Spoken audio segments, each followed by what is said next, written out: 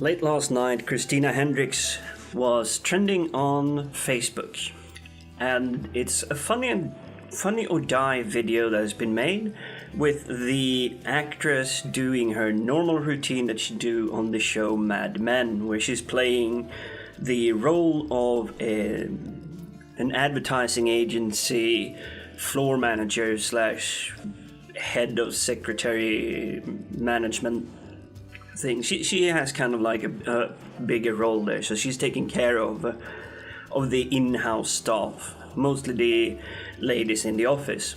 Now this show is based in the 60s, maybe even late 50s. I haven't really followed it because, to be frank, it's not that good of a show. It's just a little bit boring, jumping back and forth. I think there are better stories out there than Mad Men, but that's beside the point. I think the concept is good and I understand why it's gained such a popularity. Now this video on Funny or Die is where Christina Hendricks and Hollywood are proving why we do not need feminism. And before you go too far in on it, feminism hasn't had a good cause, something good to fight for, since the 60s here in the modernized world, in the western part of the world, where I think in 1963 the gender pay law something was passed in US. I think they actually went first for once instead of being the last, and then everyone followed suit. So all over Europe and other countries that are modernized, they followed suit quickly and in the same decade. So before we walked on the moon, most modern countries had the law that you can't pay someone less because of the gender. But I'm gonna go in on a side note here. All you feminists listening to this, if there is such a thing as gender pay gap, if that exists, then why the fuck are we not hiring only women? You're more than capable of doing exactly the same job as a man, bar a few very, very extreme jobs that actually requires physical strength, where men are much, much more suitable of taking care of business. But everything else? Running computers, being IT manager, going to space, being engineers, doing science, all these things that require more of your brain than your physical strength, you're more than suitable for them. So why aren't we hiring only women if we can save 23% in salary levels? I'm running a company, and if it was true that the gender pay gap existed, I would hire nothing but women. I wouldn't hire one single man, because hiring 5 women on these 23% means that I would have spare change from hiring only 4 men. So 4 men, I could get 5 women. I would get a lot more hours of productive value out of that. So if the pay gap really did exist, then why don't we see this everywhere? 23%? That's a massive amount of money. Just imagine that you make, say, £20,000 a year. That's £4,600 that would be saved if you're a woman instead of a man for the company. What company would not jump at that opportunity to save that amount of money, to put it to its shareholders, to expand its own business? Heck, you could part-time hire one of these mythological women that would work for 23% less than a man. And you would get even more out of it, and spending the same as you would get for a man. So the reality does not match. But back to the video from Christina Hendricks here. It's quite hilarious. She's roaming around the office and pretending to be ditzy like a 60s broad. And I'm saying that with that colloquial term because that's the role she's trying to convey. And she's trying to stuff an iMac with paper as it would be an old school typewriter.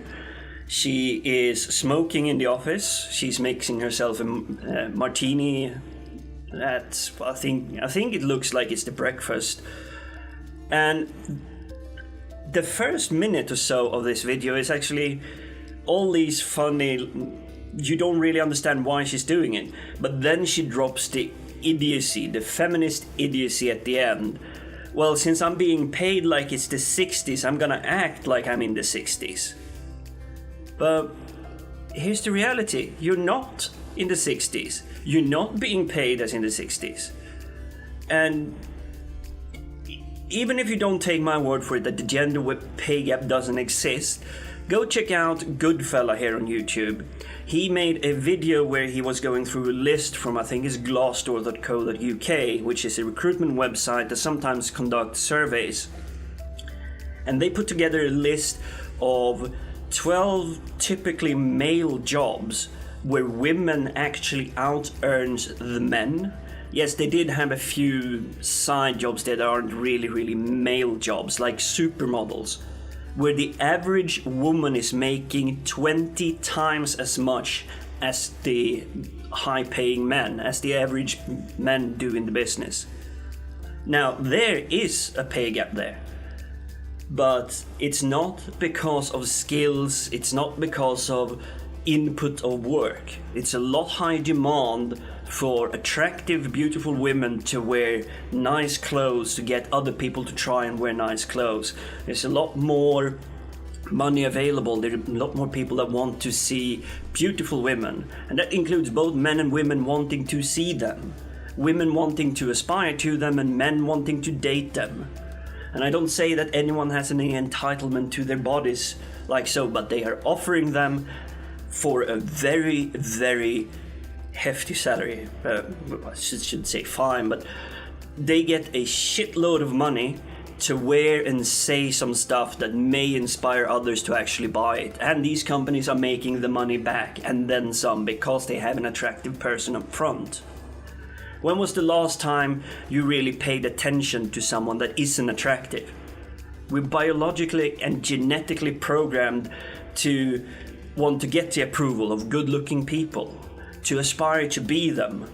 That's who we are through evolution, through hundreds of thousands of years of evolution. And I know humans haven't really been around in this shape for that long, but the traits are still there. The genetic traits that makes us want to seek out a partner, makes us want to connect with others, are all these biologically and genetically pre-programmed traits that are there to make the herd grow stronger, to seek alliances, to make friendships, to be stronger, to safeguard your own life. And yes, it's very trivial when it's something like what kind of perfume you're gonna wear.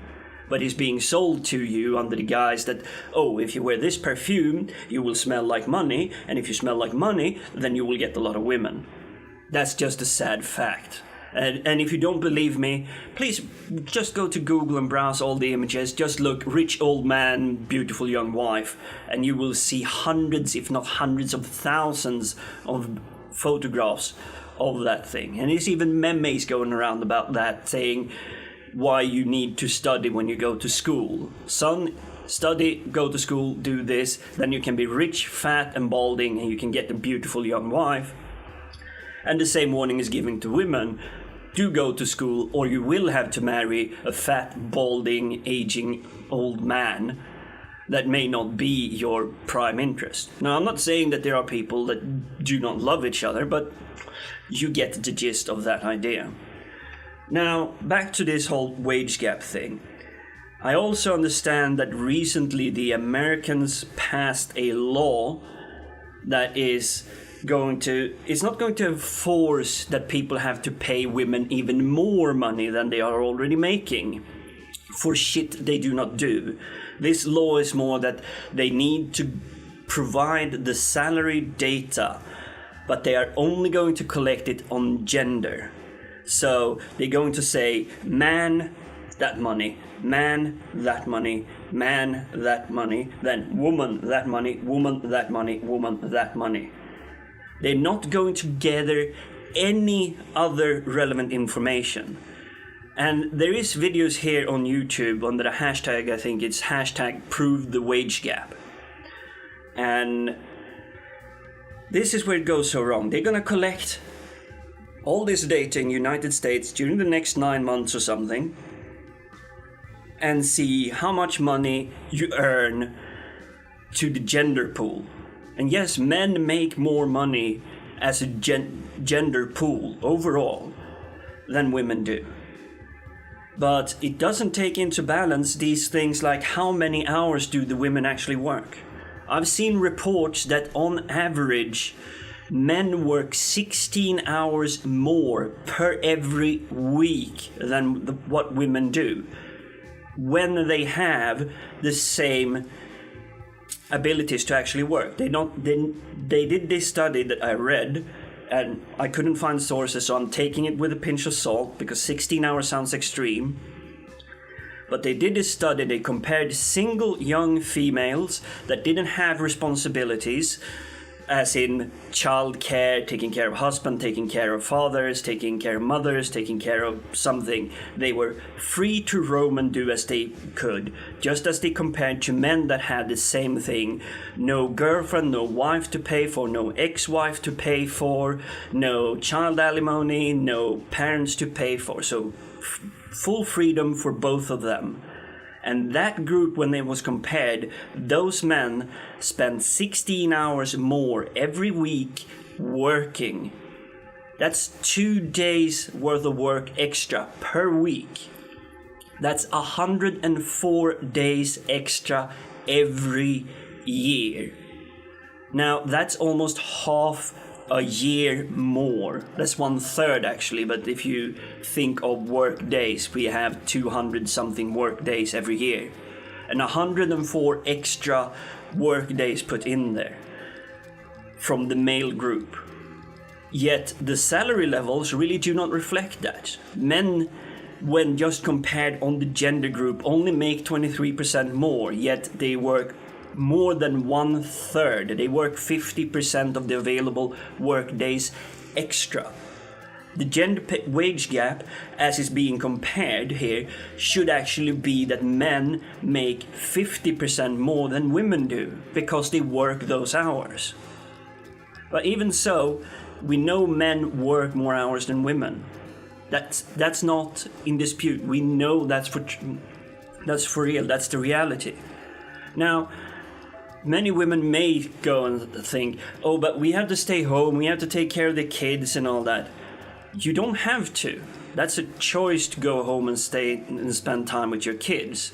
The reason I would say that I, as a man, would choose to work even more is to be able to get the kid better toys, better clothes, better options for education, being able to give your kid, when they turn 18 years old, a brand new car. It doesn't have to be the fanciest top of the line, but it would be nice to give a brand new make from that year, being able to provide them with something so that they can start their own lives, so that they have a head start against everyone else. Today, many people can't even afford it because there's so many people that don't have the money that they can't help their kid to kind of springboard their career path into the future. I know people that I had as friends when I was young. Most of them had parents that could afford and pay for their driver's license and give them a car. Their career just jet started. I had to build my career quite slowly, but luckily I've caught up over time. But if I had had that head start, I would be well further ahead in my career in life. So these things are advantageous, and that's what I, as a man, would see I would contribute to. Yes, I would also stay at home and take care of kids and all that when you talk about it. But when it comes to gender wage gap, it's about money earned, not how much money you get. Because there are very, very few circumstances where the man and the woman are exactly on the same level, in the same company, doing the exact same education, the level and all that. But where you do find these, it turns out that women more often than not actually out-earn men, not the other way around. So can you feminists please stop with this lying bullshit? Gender wage gap was disproven even in the 1960s, where it was proven that women was working a lot less hours.